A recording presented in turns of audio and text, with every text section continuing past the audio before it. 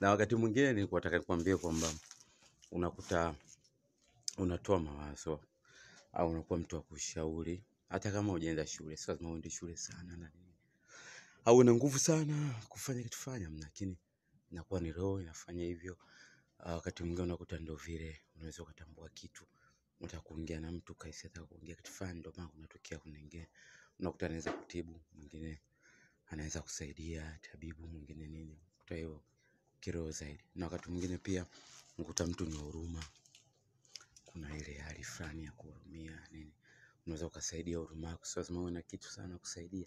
Unaweza ukasaidia. Na hivyo vinakuonesha pia. Kuna watu kama unaweza kukutana na vitu ambavyo vinaingizwa kwenye mtandao au madarasa fulani. Unaona vipi, au ukiangalia movie kama inakuonyesha kitu fulani. Maana yake yote ni mifumo ile ambayo tunaisema. Na yote hii ni roho inakuwa sasa inanyanyuka. Naweza kufika kipindi sasa ukawa hata kama ukifika, kuna wengine wanafika hadi kwenye ndoto, unaweza ukawa sio ndoto peke yake, unaona angalau 1, 2, 3 na nini. Ila kuna vingi tunafahamu, tunaweza tukaelezana kwa sababu mnajua kuna wengine ambao ndio wanafika stage hiyo, kuna wengine washavuka na nini. Lakini hata mimi ukiniuliza ni kwamba inawezekana leo inazungumza nawe kama unaelewa pia, si ndio?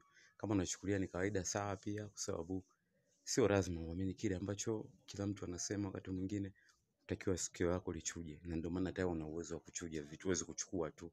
Unajikuta tu mpaka ukichunguza ndio unachukua vitu kama hivyo. Lakini yote ni uwezo wa Mungu na nini. Kwa enjoy your day.